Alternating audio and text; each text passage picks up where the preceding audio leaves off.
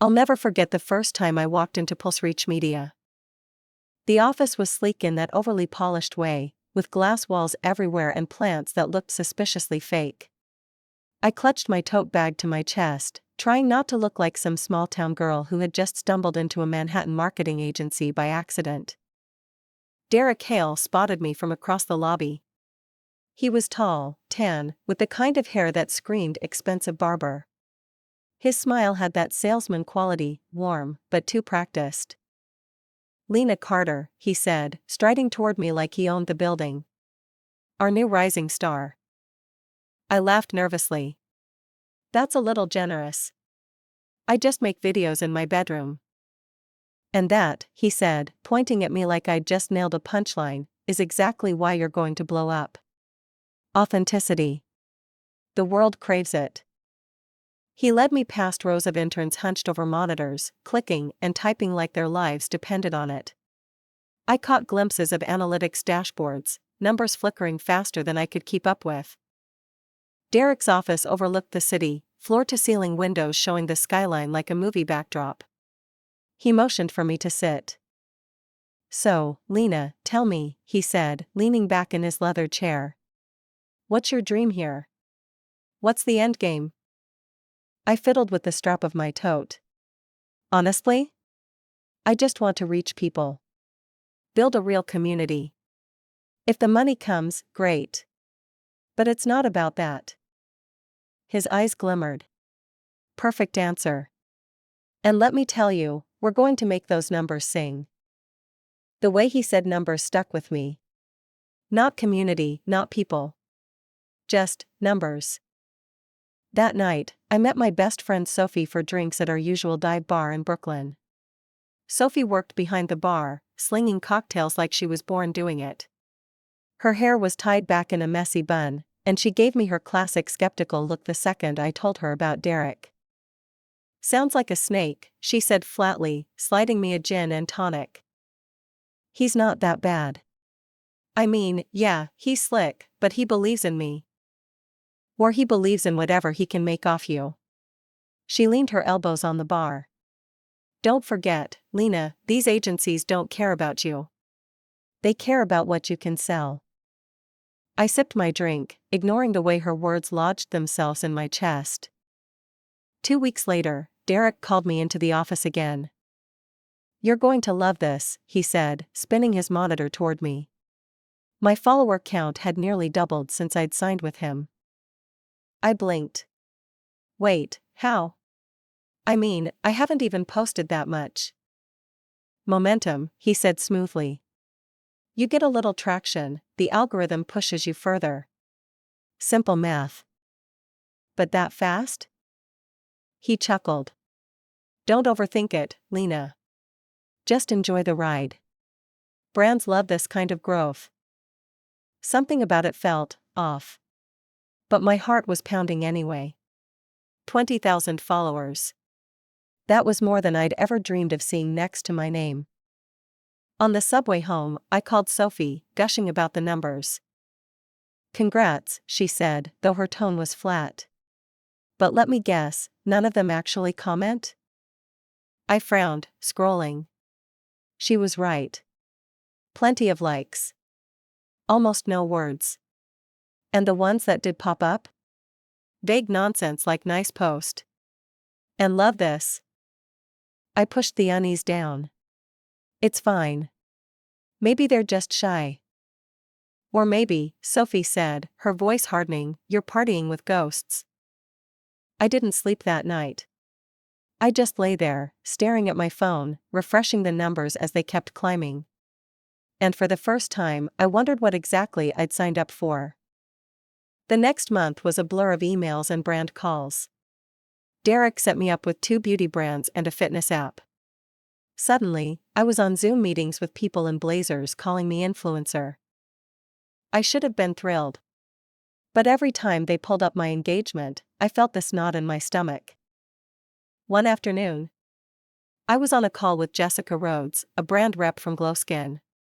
She was polished, sharp-eyed, sipping coffee like she was too busy to even blink. "We're impressed with your reach," she said, scrolling through my profile. Then her smile faded. But I have to ask, why do so many of your followers have no posts or profile pictures? My throat went dry. I don't know. That's just Instagram, right? She didn't look convinced. Our legal team is cautious about fraud. We'll have to pause this campaign until we can verify. And just like that, the deal vanished. I stormed into Derek's office the next day. They pulled out, I snapped, pacing in front of his desk. Jessica said my followers look fake. Derek leaned back, hands folded behind his head. Not a trace of worry. Relax, Lena. One brand doesn't matter. Another will bite tomorrow. You're not listening. I slammed my hands on his desk. Are you buying followers for me? He laughed like I'd told a joke. Lena, if I had that kind of time, I'd be on a beach in Maui. Growth is messy. Algorithms are weird. Stop second-guessing yourself. His voice was so confident, so dismissive, that for a moment I almost believed him. Almost. That night, Sophie came over with pizza. She sprawled across my couch, scrolling through my profile. These accounts? She tilted the screen toward me. Half of them have usernames like XJD82947. No photos. No bios. Lena, come on. I sighed, tugging my hoodie tighter. Derek says it's just how growth works. Sophie's eyes narrowed. Or maybe Derek's feeding you fake numbers to make himself look good. And when brands find out, guess who they'll blame? Not him. The unease I'd been burying finally rose to the surface. A week later, the betrayal hit me square in the face. I was at a bar downtown, waiting for Sophie to finish her shift, when I heard Derek's voice from the booth behind me. Yeah, it's genius, he was bragging to some guy. His voice was slick, almost drunk with pride. We buy the bot lists dirt cheap, slap them on the newbies, and boom, overnight success story. Clients eat it up. The guy chuckled. And they don't catch on? Please, Derek scoffed. Half of them want to believe they're blowing up. It's the easiest sell in the world. Then we lock them into contracts before they realize nobody's engaging. My blood went cold. He wasn't just lying to me. He was running a whole scheme, selling smoke and mirrors like it was gold. I grabbed my bag and bolted before he could see me, heart pounding so hard it hurt. By the time I reached the street, I wasn't even angry, I was humiliated. I'd defended him. I'd trusted him. And now I knew, I was nothing but another pawn in Derek Hale's game. For 2 days, I couldn't look at Derek without hearing his voice in that bar. We buy the bot lists dirt cheap. I barely slept. My phone screen burned into my eyes as I scrolled through my follower list at 3 in the morning. The more I looked, the clearer it became, these weren't people. They were ghosts. Handles like @Karen569823. No posts. Default profile pictures. Accounts that followed 500 people but had 0 followers themselves. I clicked on one profile at random. Their bio read, "Join my crypto group." The next one? Empty. The third? In Russian. My chest tightened. Derek hadn't just padded my numbers. He'd built my entire career on lies. By the end of the week, I had a spreadsheet open on my laptop. Columns of usernames, profile links, creation dates. Every time I spotted a bot, I logged it. I screen recorded as I scrolled, narrating like some deranged detective in a crime doc. Notice this one, I whispered into the mic, joined last month. Follows over 1,000 accounts. No posts. Clearly purchased. Hours blurred together. I kept telling myself, if I don't prove this, no one will believe me. Sophie walked in one night and stopped cold when she saw my screen. Jesus, Lena. What is this, CSI, Instagram? I rubbed my eyes. Evidence. Against Derek? I nodded, the corner of my mouth twitching. I overheard him. He's scamming everyone. If I can connect the dots, I can bury him. She dropped onto the couch, grabbing my laptop to scan my work. Her eyebrows shot up. Okay, this is actually solid. But what are you gonna do? Post a tweet thread? Derek's got lawyers. I leaned back, exhausted but fired up. I need help. Someone who knows how this industry works. Enter Marcus Dean. Sophie introduced us at the bar where she worked, late on a Thursday. Marcus was older, maybe mid-30s, with a sharp jawline and glasses that made him look more like a professor than a PR guy. Sophie nudged me. Marcus used to consult for brands. He knows the ugly side of agencies. Marcus extended a hand. So you're Derek Hale's latest prodigy? I rolled my eyes. More like his lab rat. We sat in a booth, and I laid it all out, the follower spikes, the vague comments, the spreadsheet. Marcus listened carefully, not interrupting, just occasionally pushing his glasses higher up his nose. When I finished, he let out a low whistle. Classic bot pumping.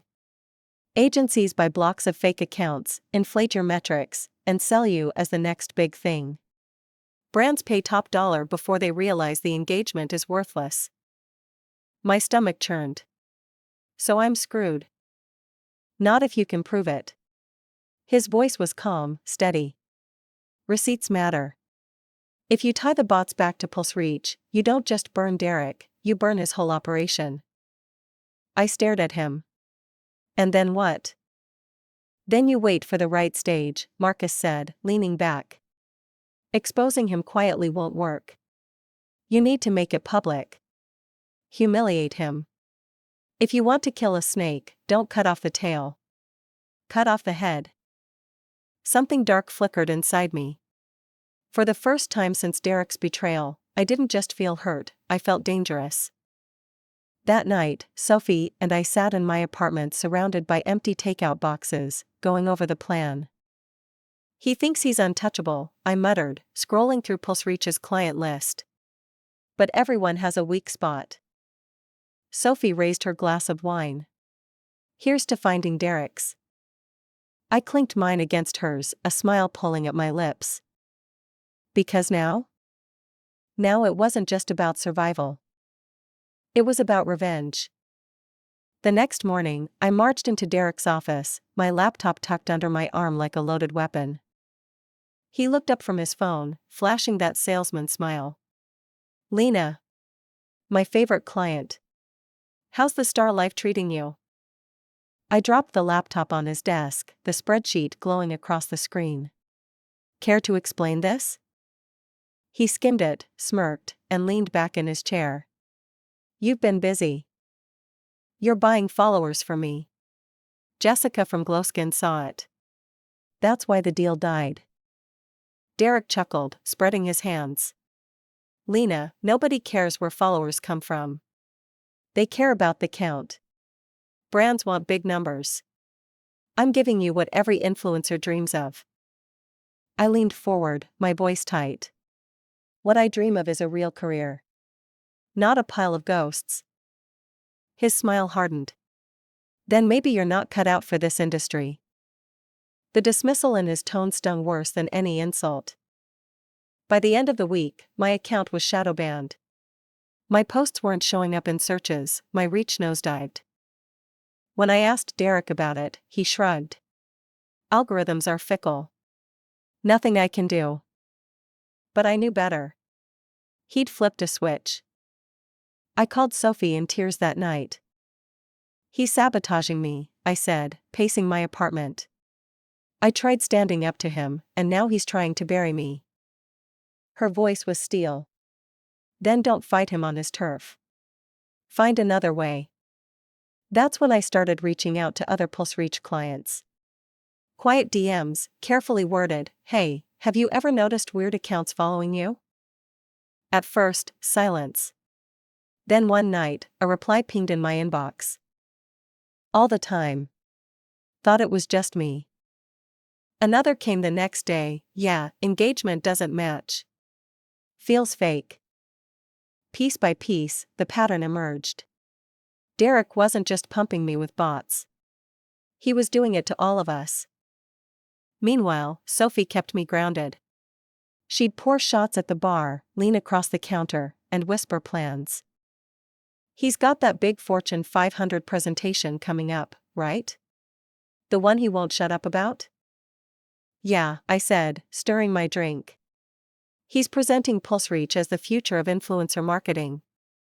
Sophie's grin was wicked. Then that's where you got him.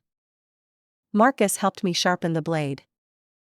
You can't just accuse him, he warned. He'll spin it, call you bitter. You need proof no one can deny. So I dug deeper.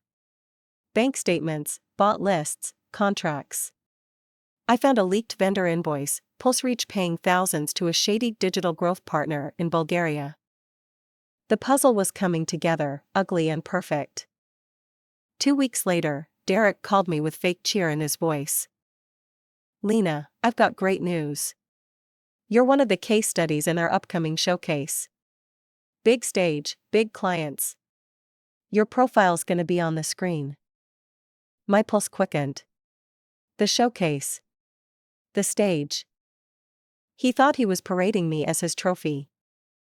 He didn't realize I was loading the gun. The night of the showcase felt like walking into enemy territory. The ballroom at the Midtown Marriott gleamed under chandeliers, tables draped in white linens, name cards for executives from companies I'd only ever seen in commercials. Fortune 500 logos glowed on digital screens. A stage had been set up at the front, with PulseReach's logo projected like a crown jewel. I sat in the third row, hands clasped tight in my lap, trying to look like just another smiling client. Inside, my heart pounded so hard I swore people could hear it. Sophie had helped me pick out my outfit, sleek black dress, red heels. Make sure you look like you belong on that stage, she'd said. Because tonight, Lena, you do. Marcus was somewhere in the back, pretending to be just another guest. He'd been adamant, I'll record everything. If Derek tries to wriggle out, the footage will finish him. I kept rehearsing the plan in my head. Wait until the candé.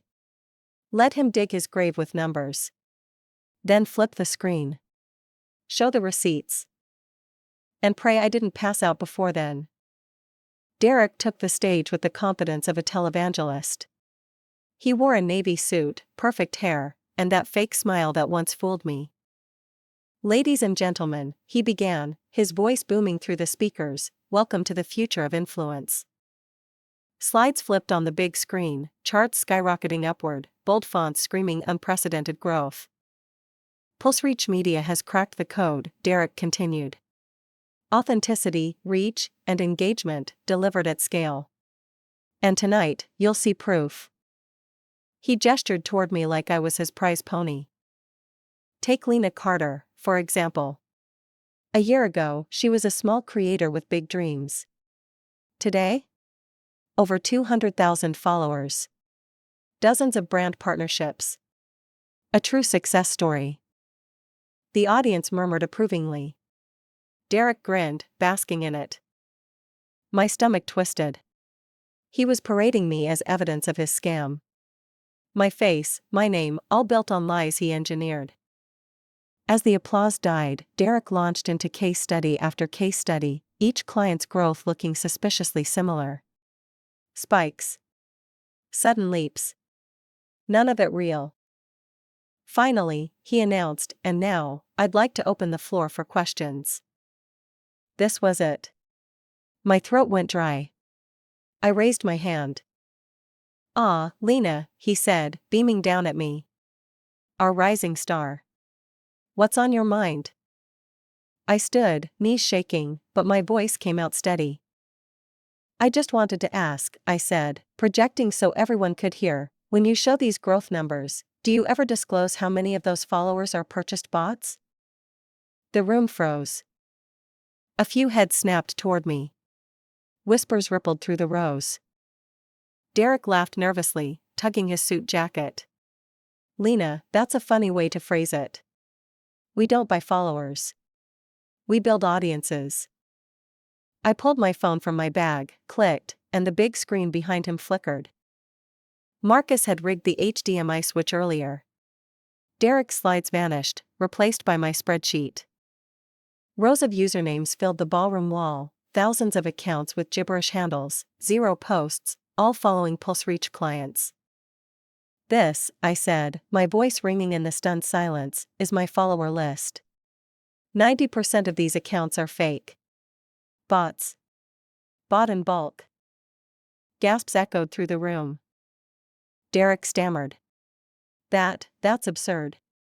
Anyone can make a spreadsheet. I clicked again. A video started playing, a screen recording of me scrolling through the accounts, pointing out the patterns. Notice this one, my recorded voice said. Created last month. No posts. Following over 1,000 accounts. And here, another, identical. All traced back to bot farms in Eastern Europe. The audience leaned forward, watching like it was a crime documentary. And then came the knockout. I tapped one last file. On the screen appeared a scanned invoice, PulseReach Media, $15,000 wired to NetGrow Solutions, Sofia, Bulgaria. Service description, digital growth package, 100K followers. The silence was electric. Receipts, I said coldly. Straight from PulseReach's vendor files. Derek Hale has been selling smoke and mirrors. And using clients like me as his proof. The ballroom erupted. Executives muttered furiously, pulling out phones, some already emailing assistants. A journalist in the back began snapping photos of the screen. Derek's face drained of color. He fumbled for the clicker, desperate to shut the display down, but Marcus had locked it. Don't listen to her. Derek shouted, his voice cracking. She's just bitter because she couldn't hack it as a creator. I stared him down, steady and calm. Funny. If I couldn't hack it, why did you use me as your case study? The crowd turned on him. Whispers sharpened into anger. This is fraud. We invested in these campaigns. Shut it down before we're implicated. A woman in the front row, clearly high up from her tailored suit and icy stare, stood and pointed at Derek. If what she's saying is true, PulseReach is finished. And anyone still working with you is complicit. Cameras flashed. Phones recorded. The empire Derek had built on lies was collapsing in real time, right there under the chandeliers. I should have felt triumphant. Instead, I felt cold. Like justice wasn't fire, it was ice. Derek lunged toward me, lowering his voice into a hiss. You don't know what you've done, Lena. You'll regret this. I can bury you legally. I leaned in, my voice a whisper only he could hear. You buried yourself the second you sold me ghosts. Then I turned my back on him and walked off the stage. Behind me, the room boiled with chaos. Executives stormed out. Journalists swarmed. Derek stood frozen, drowning in the mess he'd made. And for the first time in months, I felt alive. The showcase had ended in chaos. The next morning, the story was everywhere. Mobile phone trending hashtags, #BotKing, #PulseReach exposed, #fake influence. Clips of my confrontation flooded Twitter, TikTok, and LinkedIn. My face frozen mid-sentence, the spreadsheet looming behind me like a guillotine. Derek's pale, panicked expression became a meme within hours. When you get caught selling ghosts, ghost #BotKing, she ended him with a spreadsheet. Savage. By noon, every major marketing blog had picked it up. By evening, CNN ran a segment titled, "The Fake Followers Empire Collapses." I sat in Sophie's apartment, curled up on her couch, phone buzzing nonstop. You're viral, she said, shoving her laptop at me. Headlines scrolled across the screen. Whistleblower influencer exposes massive follower fraud scheme. PulseReach CEO under fire for bot-fueled deception. Brands distance themselves from PR agency after scandal. My email inbox exploded with interview requests. Podcasts. business journals. Even a documentary producer. Sophie laughed. They wanted to make you their puppet. Instead, you became their executioner. I should have felt victorious, but my chest ached with something else, relief. Months of gaslighting, humiliation, self-doubt, finally vindicated. Derek, though, wasn't so lucky. Within 48 hours, 3 of his biggest clients publicly terminated their contracts. A leaked email showed Nike's legal department threatening to sue for fraud. By the end of the week, PulseReach's website went offline. Its social media pages were wiped clean. And then came the federal angle.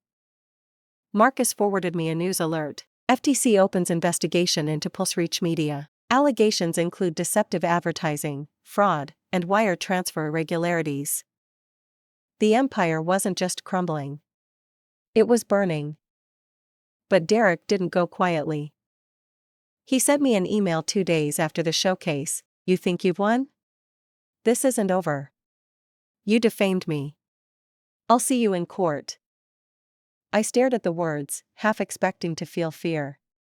But instead, I laughed. A bitter, savage laugh. I typed back only one line. See you there. Bring receipts. 3 weeks later, I did see him, in court. The pre-trial hearing was open to the public. Journalists crowded the benches. Sophie squeezed my hand as Derek shuffled in, no longer polished, his suit wrinkled, hair thinning at the edges. The judge's voice was stern. Mr. Hale, the evidence provided suggests a pattern of systematic fraud. Until trial, you are ordered to surrender your passport and cease all business operations. Derek tried to argue, but his lawyer pulled him down by the sleeve. Cameras flashed. The mighty CEO reduced to a cornered rat. Meanwhile, my life shifted. Brands that had once ignored me reached out, not to buy my influence, but to collaborate honestly. My following shrank after I purged the bots, but what remained was real. Loyal. Engaged. Messages poured in. Thank you for speaking out. I thought I was crazy when my agency numbers didn't add up. You saved me from signing with PulseReach. For the first time, my platform wasn't built on lies. It was built on truth. But the final, savage blow came not from me, but from Derek himself. A whistleblower inside PulseReach leaked Derek's private chat logs. Screenshots spread online, Derek bragging about scamming naive creators, mocking clients behind their backs, calling them numbers on a balance sheet. The internet turned on him with a vengeance. Fire his LinkedIn page became a battlefield of angry comments. Fire his personal Instagram was flooded with clown emojis. Fire even his alma mater issued a statement distancing themselves. He wasn't just finished in business. He was radioactive. The last time I saw him was 6 months later. I was leaving a panel discussion on ethical marketing when I spotted him across the street. No cameras, no entourage. Just Derek, alone, slumped on a bench, staring at nothing. His suit was gone, he wore a hoodie, old jeans. For a moment, I almost pitied him. Almost. Then he looked up, and our eyes met. His glare burned with hatred. But underneath, I saw something else, fear. I didn't say a word. I just walked past, heels clicking on the pavement like a victory drum. Because by then, he wasn't my problem anymore. He was a cautionary tale. At home that night, I uploaded one final video to my channel. The title, The Cost of Lies. I spoke directly into the camera, voice calm but sharp. People ask if revenge feels good. Here's the truth, it doesn't feel like fireworks. It feels like silence. Like the storm finally broke. Derek Hale thought he could steal my grandmother's legacy, my dreams, and my name. But lies have short legs. And when the truth caught up to him, it was savage. I ended the video with 3 words that had become my mantra: receipts don't lie. And then I closed my laptop, the chapter finished. 6 months after that last sighting of Derek, the news broke again. I was sipping coffee at a cafe downtown when Sophie slid her phone across the table. "Look," she whispered. The headline glared back at me. Former CEO Derek Hale sentenced to 5 years for fraud, wire deception. The article detailed everything. The FTC case had gone to trial, the evidence was airtight: fake contracts, offshore transfers, falsified metrics. Derek's empire wasn't just rotten, it was criminal to the core. At sentencing, the judge didn't hold back. "You exploited trust, built false empires on illusions, and left a trail of ruin. Justice demands consequences." 5 years. No parole for 3. I pictured him in prison blues, stripped of his Rolex, his penthouse, his smug grin. A man who once counted millions reduced to counting days. Clients fled. Investors sued. His name was blacklisted in every professional circle. Even his LinkedIn page had been deleted, not by him, but by the platform itself. Sophie leaned back, satisfied. "Savage ending, huh?" I smiled into my coffee. "No. Justice served, with a savage twist." That night, I filmed one last short video for my channel. I looked straight into the camera, voice low and steady. "You know what they say, don't fake it till you make it. Because when the truth shows up, it collects receipts." Derek Hale learned the hard way. His story's over. Mine's just beginning. I paused, let the silence hang heavy. Then, with a cold smile, I said, "And that's why you should never mess with the wrong woman's legacy." So tell me, was it savage enough? If you enjoyed watching Derek's empire of bots burn down, hit like, share, and subscribe. Because in this world, justice deserves a savage twist.